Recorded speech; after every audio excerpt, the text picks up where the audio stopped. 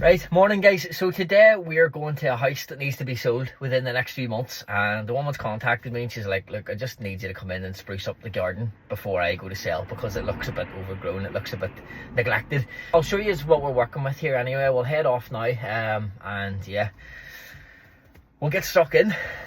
So the first thing I do when I get the jobs usually is I find a nice spot and I plonk all my tools out, and I do this nicely. I put them in order. And the reason why I do this is just because, one, it's satisfying to see them all sitting there nicely, and two, it helps me kind of get into the mindset of what I need to be doing and what tools I need for what.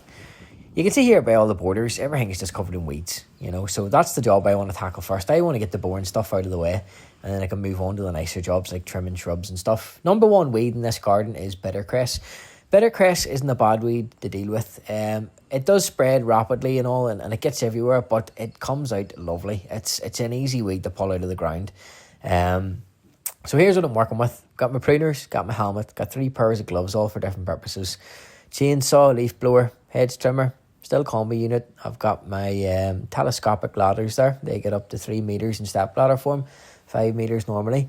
Rake, hoe, flaxseed hub, tarp, and some petrol. Oh, and my electric secateurs. Starting off with the weeding. As I said, get the boring part out of the way. So here's this weed here, bittercress. You've probably seen it plenty of times. It's got a little white flower. It's easy to remember. The leaves are kind of spindly, you know, feathery almost. And I haven't seen it in a while, but this garden was riddled. After I'd weeded this area, I mean, I'm only showing you one area because I'm not going to show you a whole video of me weeding. But yeah, I just dug the soil up a little bit. It was all compact and dry and stuff, and I give it a good till and rake and stuff. And then sure, didn't I break my rake? I fucking love this wee rake too. Spear & Jackson, the first rake I ever bought. It's lasting me this long. But yeah, I'll have to get a new one, probably a bigger one as well. Plenty of moss in these borders, guys, loads, and I'd made time for this in my head whenever I got there, because I knew that, you know, weeding would be quick and then the moss would be the slower part. But this was quite satisfying to do, you know. I'm pretty sure this hoe is Spear & Jackson as well. I got this at the same time as my rake. There's my hedge trimmers, my HS82 RCs. Absolutely love these. Top 3 tools, easy. Made me a lot of money, these guys. And very little has ever went wrong with them. Actually, nothing has went wrong with them so far. It was actually a lovely day, man. Sky was beaut. That's that Berberis finished, and you can see the little tints of green coming through. It's quite nice when they mix together. So after we'd done that, we moved on to, well, this is I had to look this one up. I knew it was a Berberis or a Barberry of some sort, and then I found out it was Darwin's Barberry. The bees were going mad for this, so I tried my best to leave a few flowers on for them.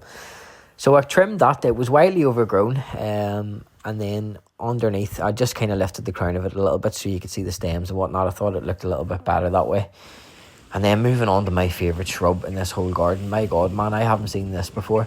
This type of cypress. I forgot the name of it. I looked that one up as well. But Jesus, what a lovely shrub. You know, proper golden towards the tips. And I had a look inside. I seen that the foliage turns green, you know, the older stuff. So I didn't cut it back too hard because that colour is lovely. And I just kind of went for that, you know, rounded ball shape. I could see that in it. And that's what we were working with. What an absolute pleasure to trim. But so that was probably the most satisfying job of this whole, you know, this whole garden. And after that was finished, we went on to do the rose border right next to it there to the right. But I don't really have enough time for this video. So it was a nice wee garden to work in, like, and you know, there's the finished job.